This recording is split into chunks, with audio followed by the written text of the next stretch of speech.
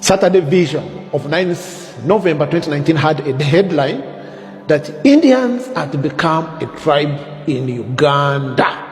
I was like, what? Indians to become a tribe in Uganda? And there was a picture of His Excellency President Museveni surrounded by Indians in a jolly mood.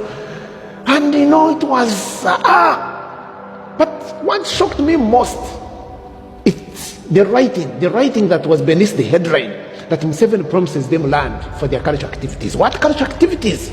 That's deception. That's softening the language. Because when you look at what constitutes a tribe is a distinct people dependent on their land for their livelihood. And this land must be large and sufficient enough. That's what makes a tribe.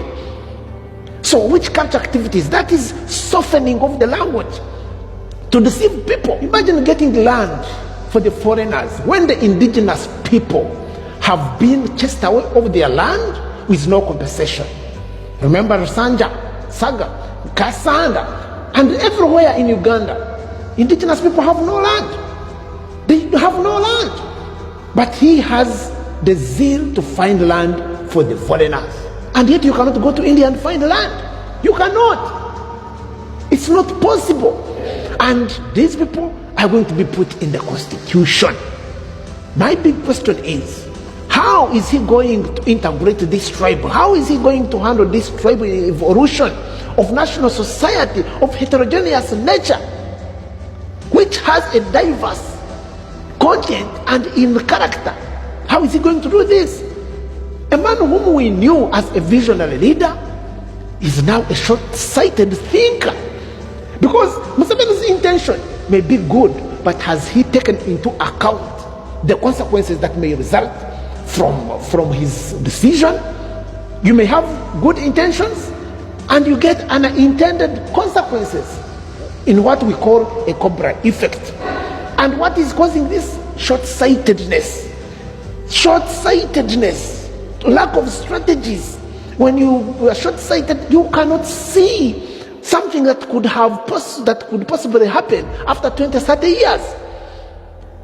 Integrating these people in the constitution, integrating these people in the tribes of Uganda, it has an adverse and catastrophic effect after a period of time, of which Museveni, who is seeking self-gratification, because he's doing this, he knows Indians have a number of people in Uganda who could give him votes.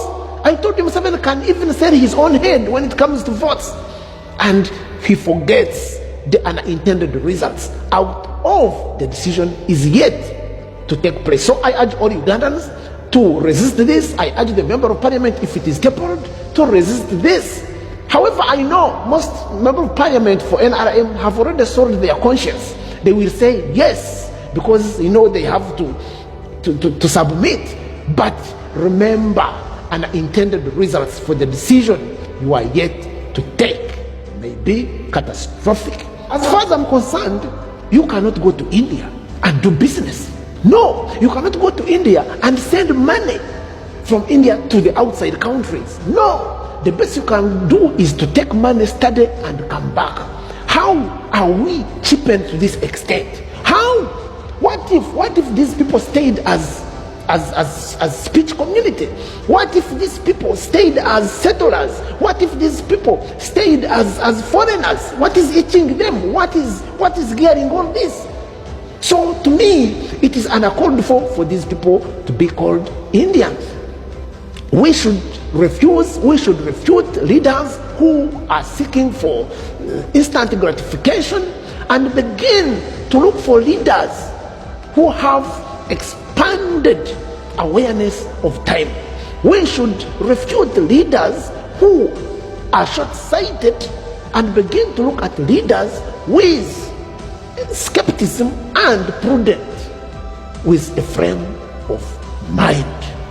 I bet if Amin could resurrect now, Museveni would be a laughing stock. Must go to their country. I think they will be sitting like they are sitting on the fire.